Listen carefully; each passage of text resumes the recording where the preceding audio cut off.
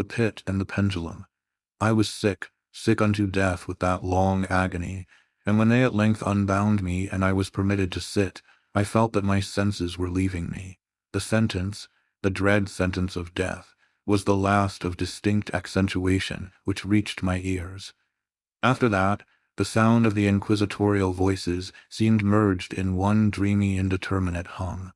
It conveyed to my soul the idea of revolution, perhaps from its association in fancy with the burr of a mill wheel. This only for a brief period, for presently I heard no more. Yet for a while I saw, but with how terrible an exaggeration, I saw the lips of the black-robed judges. They appeared to me white, whiter than the sheet upon which I traced these words, and thin even to grotesqueness, thin with the intensity of their expression of firmness, of immovable resolution, of stern contempt of human torture.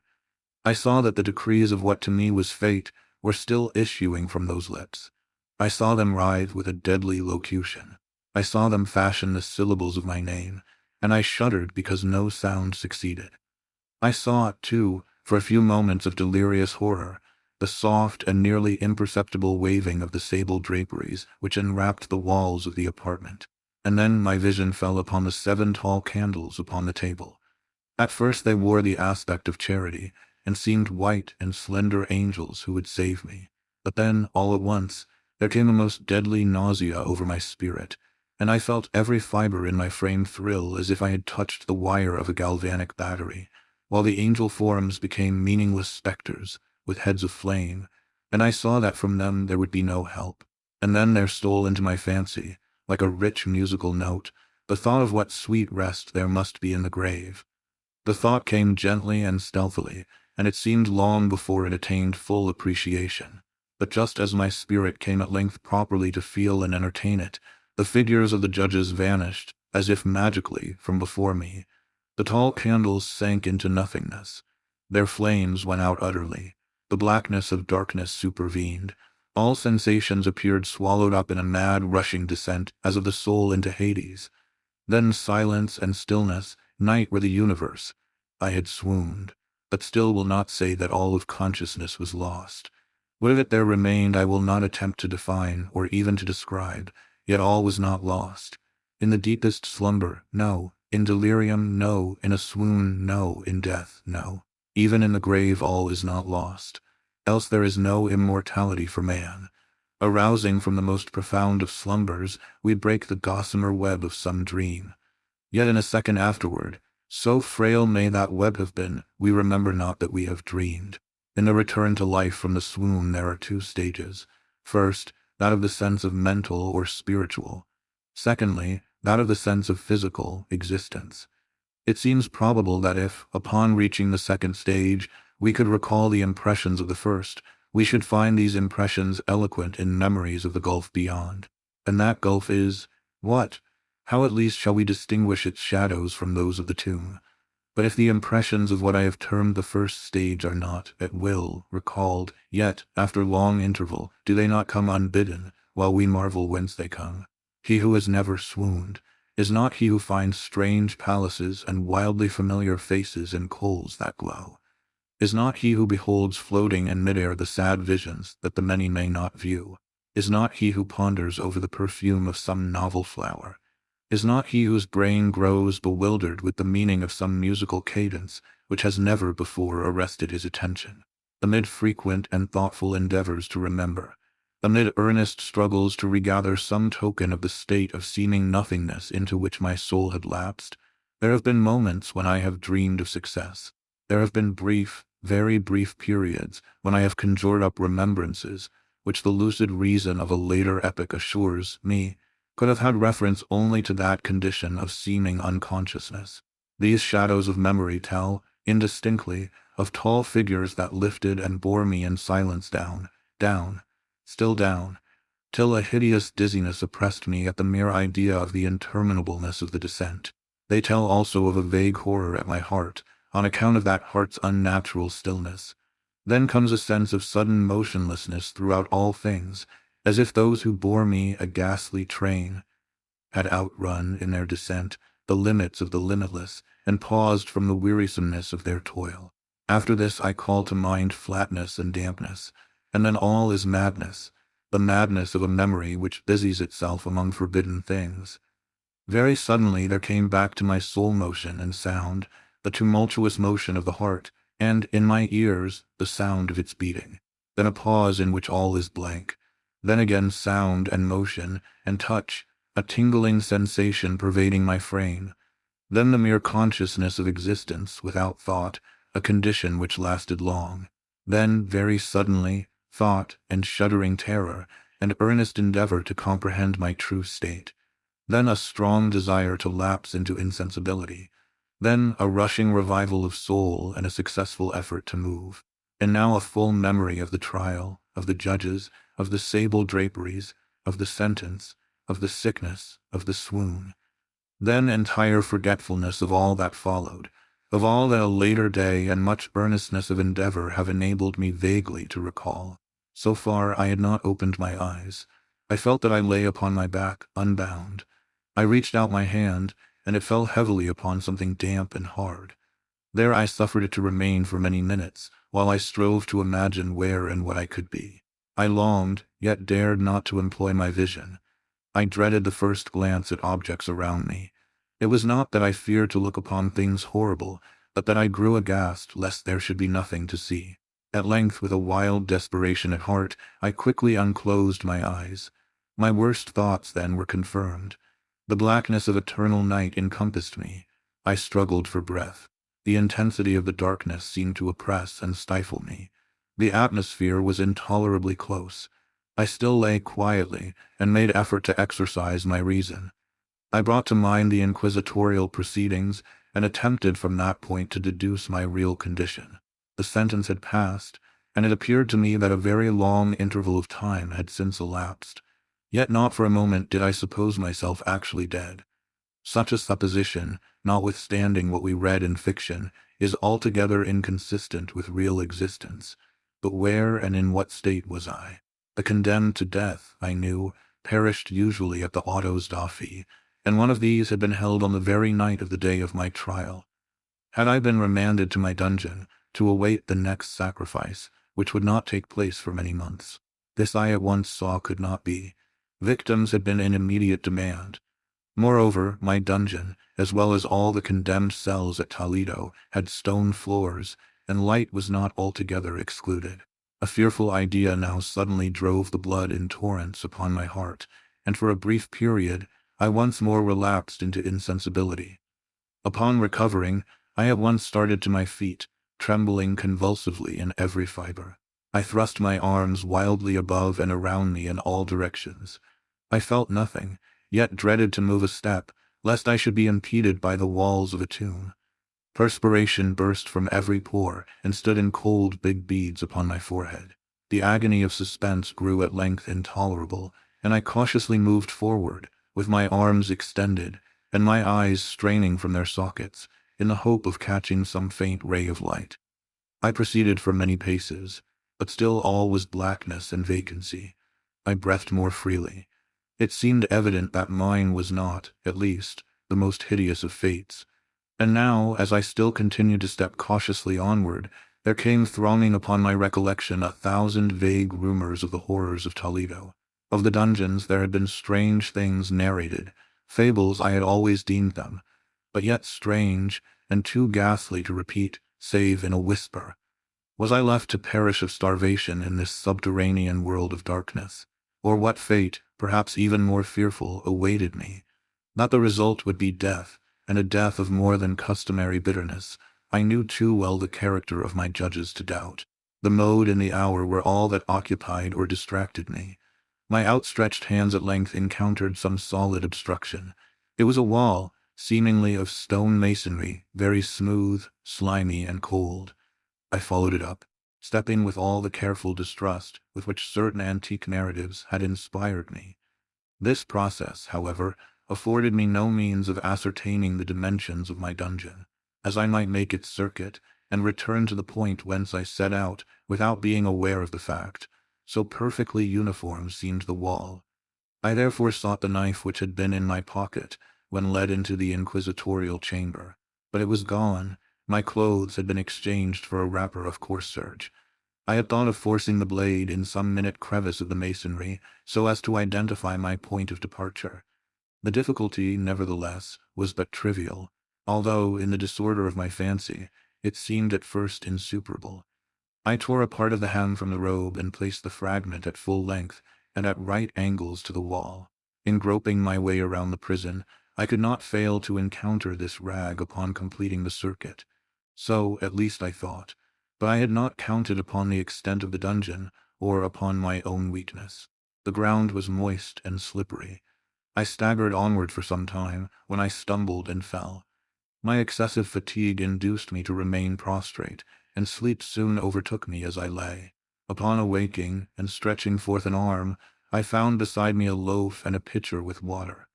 I was too much exhausted to reflect upon this circumstance, but ate and drank with avidity. Shortly afterward, I resumed my tour around the prison, and with much toil came at last upon the fragment of the serge. Up to the period when I fell I had counted 52 paces, and upon resuming my walk I had counted 48 more, when I arrived at the rag. There were in all, then, 100 paces, and admitting 2 paces to the yard, I presumed the dungeon to be 50 yards in circuit. I had met, however, with many angles in the wall, and thus I could form no guess at the shape of the vault, for vault I could not help supposing it to be. I had little object, certainly no hope, in these researches, but a vague curiosity prompted me to continue them. Quitting the wall, I resolved to cross the area of the enclosure. At first I proceeded with extreme caution, for the floor, although seemingly of solid material, was treacherous with slime. At length, however, I took courage, and did not hesitate to step firmly, endeavoring to cross in as direct a line as possible. I had advanced some 10 or 12 paces in this manner, when the remnant of the torn hem of my robe became entangled between my legs. I stepped on it and fell violently on my face. In the confusion attending my fall, I did not immediately apprehend a somewhat startling circumstance, which yet, in a few seconds afterward, and while I still lay prostrate, arrested my attention. It was this. My chin rested upon the floor of the prison, but my lips and the upper portion of my head, although seemingly at a less elevation than the chin, touched nothing.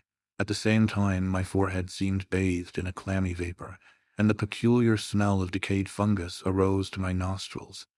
I put forward my arm, and shuddered to find that I had fallen at the very brink of a circular pit, whose extent, of course, I had no means of ascertaining at the moment.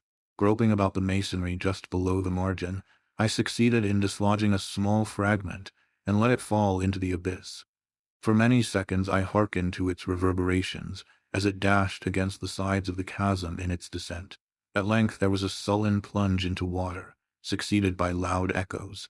At the same moment there came a sound resembling the quick opening, and as rapid closing of a door overhead, while a faint gleam of light flashed suddenly through the gloom, and as suddenly faded away. I saw clearly the doom which had been prepared for me, and congratulated myself upon the timely accident by which I had escaped.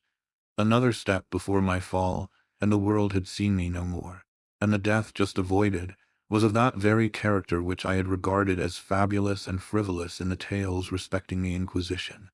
To the victims of its tyranny, there was the choice of death with its direst physical agonies, or death with its most hideous moral horrors. I had been reserved for the latter. By long suffering my nerves had been unstrung, until I trembled at the sound of my own voice, and had become in every respect a fitting subject for the species of torture which awaited me. Shaking in every limb, I groped my way back to the wall, resolving there to perish rather than risk the terrors of the wells, of which my imagination now pictured many in various positions about the dungeon. In other conditions of mind, I might have had courage to end my misery at once by a plunge into one of these abysses, but now I was the veriest of cowards.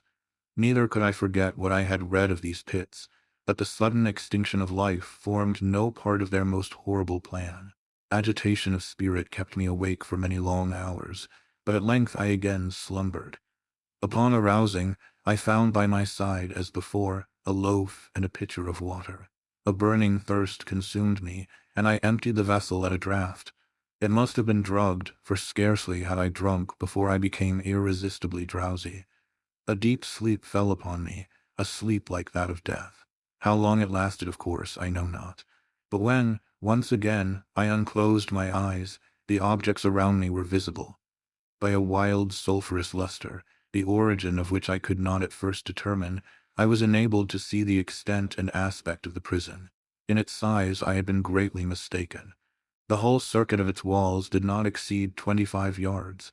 For some minutes this fact occasioned me a world of vain trouble, vain indeed. For what could be of less importance, under the terrible circumstances which environed me, than the mere dimensions of my dungeon? But my soul took a wild interest in trifles, and I busied myself in endeavors to account for the error I had committed in my measurement. The truth at length flashed upon me. In my first attempt at exploration, I had counted 52 paces, up to the period when I fell.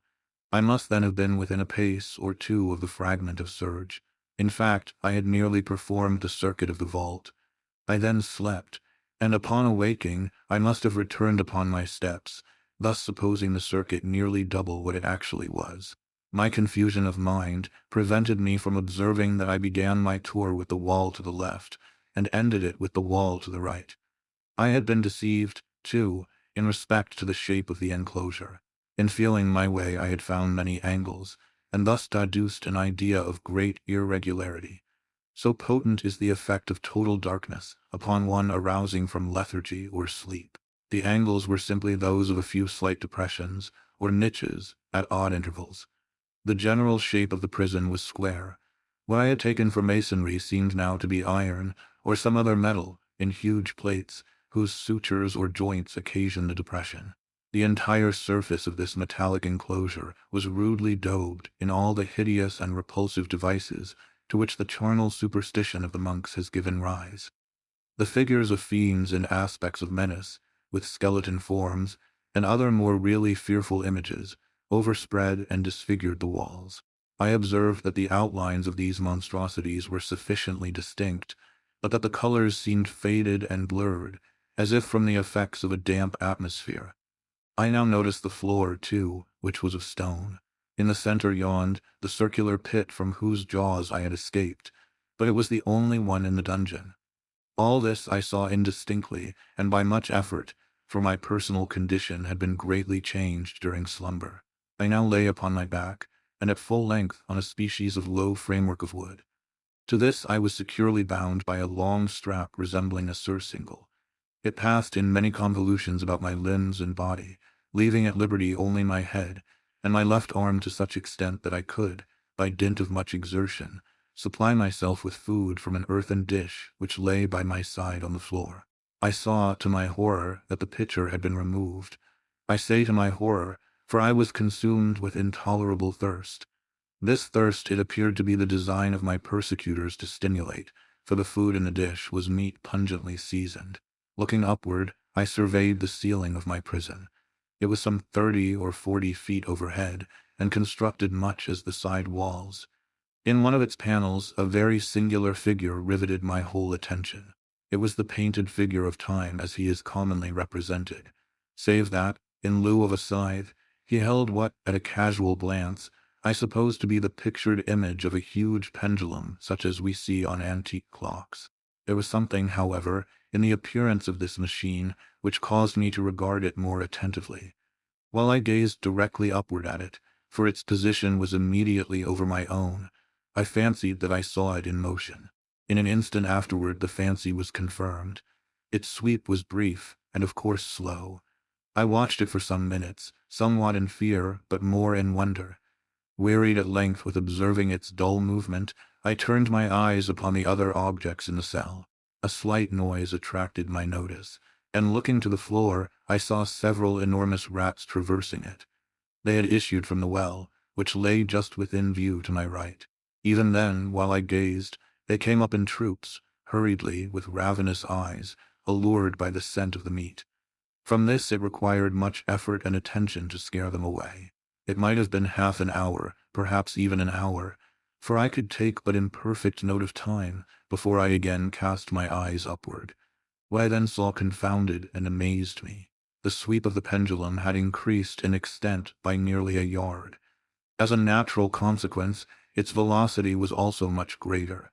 But what mainly disturbed me was the idea that it perceptibly descended.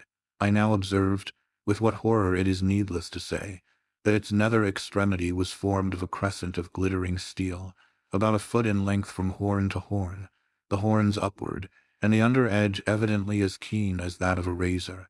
Like a razor also, it seemed massy and heavy, tapering from the edge into a solid and broad structure above. It was appended to a weighty rod of brass, and the whole hissed as it swung through the air. I could no longer doubt the doom prepared for me by monkish ingenuity and torture. My cognizance of the pit had become known to the inquisitorial agents. The pit, whose horrors had been destined for so bold a recusant as myself. The pit, typical of hell, and regarded by rumor as the ultima thule of all their punishments. The plunge into this pit I had avoided by the merest of accidents. I knew that surprise, or entrapment into torment, formed an important portion of all the grotesquerie of these dungeon deaths. Having failed to fall, it was no part of the demon plan to hurl me into the abyss, and thus, there being no alternative, a different and a milder destruction awaited me. Milder. I half smiled in my agony as I thought of such application of such a term. What boots it to tell of the long, long hours of horror more than mortal, during which I counted the rushing vibrations of the steel, inch by inch, line by line, with a descent only appreciable at intervals that seemed ages, down and still down it came. Days passed. It might have been that many days passed, ere it swept so closely over me as to fan me with its acrid breath. The odor of the sharp steel forced itself into my nostrils. I prayed, I wearied heaven with my prayer for its more speedy descent. I grew frantically mad, and struggled to force myself upward against the sweep of the fearful scimitar. And then I fell suddenly calm, and lay smiling at the glittering death, as a child at some rare bauble. There was another interval of utter insensibility. It was brief, for upon again lapsing into life there had been no perceptible descent in the pendulum. But it might have been long, for I knew there were demons who took note of my swoon, and who could have arrested the vibration at pleasure. Upon my recovery, too, I felt very, inexpressibly, sick and weak, as if through long inanition. Even amid the agonies of that period, the human nature craved food. With painful effort I outstretched my left arm as far as my bonds permitted, and took possession of the small remnant which had been spared me by the rats. As I put a portion of it within my lips, there rushed to my mind a half-formed thought of joy, of hope. Yet what business had I with hope? It was, as I say, a half-formed thought. Man has many such, which are never completed. I felt that it was of joy, of hope, but felt also that it had perished in its formation. In vain I struggled to perfect, to regain it. Long suffering had nearly annihilated all my ordinary powers of mind. I was an imbecile, an idiot. The vibration of the pendulum was at right angles to my length. I saw that the crescent was designed to cross the region of the heart. It would fray the serge of my robe. It would return and repeat its operations, again and again, notwithstanding its terrifically wide sweep, some 30 feet or more, and the hissing vigor of its descent, sufficient to sunder these very walls of iron. Still the fraying of my robe would be all that, for several minutes, it would accomplish. And at this thought I paused. I dared not go farther than this reflection. I dwelt upon it with a pertinacity of attention, as if, in so dwelling, I could arrest here the descent of the steel. I forced myself to ponder upon the sound of the crescent, as it should pass across the garment, upon the peculiar thrilling sensation which the friction of cloth produces on the nerves. I pondered upon all this frivolity until my teeth were on edge. Down, steadily down it crept. I took a frenzied pleasure in contrasting its downward with its lateral velocity. To the right, to the left, far and wide, with the shriek of a damned spirit. To my heart with the stealthy pace of the tiger. I alternately laughed and howled as the one or the other idea grew predominant. Down, certainly, relentlessly down. It vibrated within 3 inches of my bosom. I struggled violently, furiously, to free my left arm. This was free only from the elbow to the hand. I could reach the latter from the platter beside me to my mouth with great effort, but no farther. Could I have broken the fastenings above the elbow, I would have seized and attempted to arrest the pendulum. I might as well have attempted to arrest an avalanche. Down, still unceasingly, still inevitably down. I gasped and struggled at each vibration. I shrunk convulsively at its every sweep. My eyes followed its outward or upward whirls with the eagerness of the most unmeaning despair. They closed themselves spasmodically at the descent, although death would have been a relief. Oh, how unspeakable! Still I quivered in every nerve to think how slight a sinking of the machinery would precipitate that keen, glistening axe upon my bosom. It was hope that prompted the nerve to quiver, the frame to shrink. It was hope, the hope that triumphs on the rack, that whispers to the death-condemned even in the dungeons of the Inquisition. I saw that some 10 or 12 vibrations would bring the steel in actual contact with my robe, and with this observation there suddenly came over my spirit all the keen, collected calmness of despair. For the first time during many hours, or perhaps days, I thought. It now occurred to me that the bandage, or surcingle, which enveloped me was unique. I was tied by no separate cord. The first stroke of the razor-like crescent athwart any portion of the band would so detach it that it might be unwound from my person by means of my left hand. But how fearful, in that case, the proximity of the steel, the result of the slightest struggle how deadly. Was it likely, moreover, that the minions of the torturer had not foreseen and provided for this possibility? Was it probable that the bandage crossed my bosom in the track of the pendulum? Dreading to find my faint, and as it seemed, my last hope frustrated, I so far elevated my head as to obtain a distinct view of my breast. The surcingle enveloped my limbs and body close in all directions, save in the path of the destroying crescent. Scarcely had I dropped my head back into its original position, when there flashed upon my mind what I cannot better describe than as the unformed half of that idea of deliverance to which I have previously alluded, and of which a moiety only floated indeterminately through my brain when I raised food to my burning lips. The whole thought was now present, feeble, scarcely sane, scarcely definite, but still entire. I proceeded at once with the nervous energy of despair to attempt its execution. For many hours the immediate vicinity of the low framework upon which I lay had been literally swarming with rats. They were wild, bold, ravenous, their red eyes glaring upon me as if they waited but for motionlessness on my part to make me their prey. To what food, I thought, have they been accustomed in the well? They had devoured, in spite of all my efforts to prevent them, all but a small remnant of the contents of the dish. I had fallen into an habitual seesaw, or wave of the hand about the platter, and at length the unconscious uniformity of the movement deprived it of effect. In their voracity the vermin frequently fastened their sharp fangs in my fingers. With the particles of the oily and spicy viand which now remained, I thoroughly rubbed the bandage wherever I could reach it. Then, raising my hand from the floor, I lay breathlessly still. At first the ravenous animals were startled and terrified at the change, at the cessation of movement. They shrank alarmedly back, many sought the well. But this was only for a moment. I had not counted in vain upon their voracity. Observing that I remained without motion, one or two of the boldest leaped upon the framework and smelt at the surcingle. This seemed the signal for a general rush. Forth from the well they hurried in fresh troops.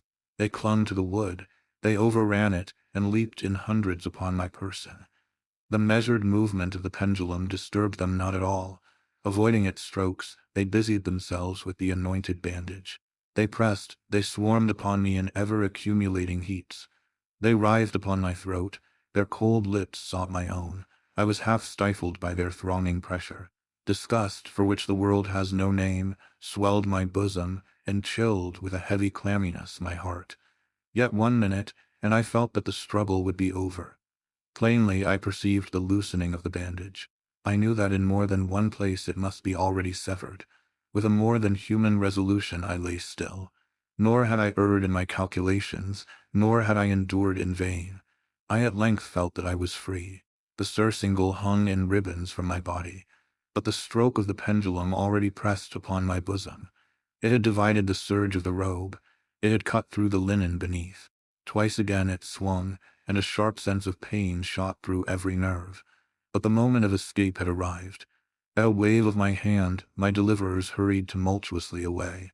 With a steady movement, Cautious, sidelong, shrinking, and slow, I slid from the embrace of the bandage and beyond the reach of the scimitar. For the moment, at least, I was free. Free, and in the grasp of the Inquisition. I had scarcely stepped from my wooden bed of horror upon the stone floor of the prison, when the motion of the hellish machine ceased, and I beheld it drawn up, by some invisible force, through the ceiling. This was a lesson which I took desperately to heart. My every motion was undoubtedly watched. Free, I had but escaped death in one form of agony, to be delivered unto worse than death in some other. With that thought I rolled my eaves nervously around on the barriers of iron that hemmed me in. Something unusual, some change which, at first, I could not appreciate distinctly, it was obvious, had taken place in the apartment. For many minutes of a dreamy and trembling abstraction, I busied myself in vain, unconnected conjecture. During this period, I became aware, for the first time, of the origin of the sulphurous light which illumined the cell. It proceeded from a fissure, about half an inch in width, extending entirely around the prison at the base of the walls, which thus appeared, and were completely separated from the floor. I endeavored, but of course in vain, to look through the aperture. As I arose from the attempt, the mystery of the alteration in the chamber broke at once upon my understanding. I have observed that, although the outlines of the figures upon the walls were sufficiently distinct, yet the colors seemed blurred and indefinite. These colors had now assumed, and were momentarily assuming, a startling and most intense brilliancy that gave to the spectral and fiendish portraitures an aspect that might have thrilled even firmer nerves than my own. Demon eyes, of a wild and ghastly vivacity, glared upon me in 1,000 directions, where none had been visible before, and gleamed with the lurid luster of a fire that I could not force my imagination to regard as unreal.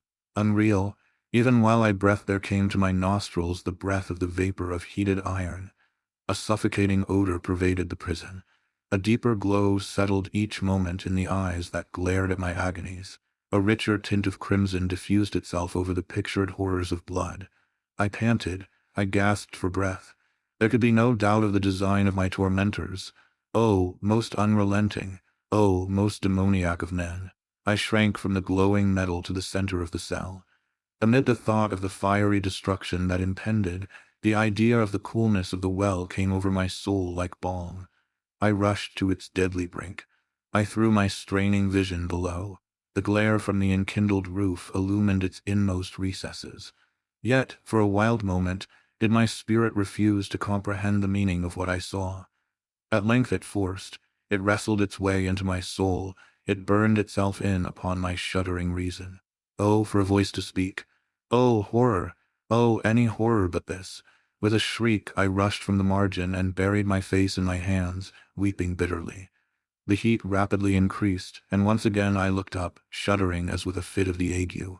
There had been a second change in the cell, and now the change was obviously in the form.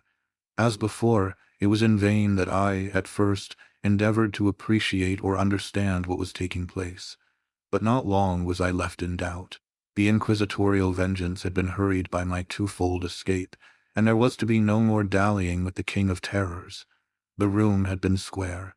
I saw that 2 of its iron angles were now acute, 2, consequently, obtuse. The fearful difference quickly increased with a low rumbling or moaning sound. In an instant the apartment had shifted its form into that of a lozenge. But the alteration stopped not here. I neither hoped nor desired it to stop. I could have clasped the red walls to my bosom as a garment of eternal peace. Death, I said, any death but that of the pit. Fool, might I have not known that into the pit it was the object of the burning iron to urge me? Could I resist its glow? Or, if even that, could I withstand its pressure? And now, flatter and flatter grew the lozenge, with a rapidity that left me no time for contemplation. Its center, and of course, its greatest width, came just over the yawning gulf. I shrank back, but the closing walls pressed me resistlessly onward. At length for my seared and writhing body, there was no longer an inch of foothold on the firm floor of the prison. I struggled no more, but the agony of my soul found vent in one loud, long, and final scream of despair. I felt that I tottered upon the brink. I averted my eyes. There was a discordant hum of human voices. There was a loud blast as of many trumpets. There was a harsh grating as of 1,000 thunders. The fiery walls rushed back. An outstretched arm caught my own as I fell, fainting into the abyss. It was that of General Laizal. The French army had entered Toledo. The Inquisition was in the hands of its enemies.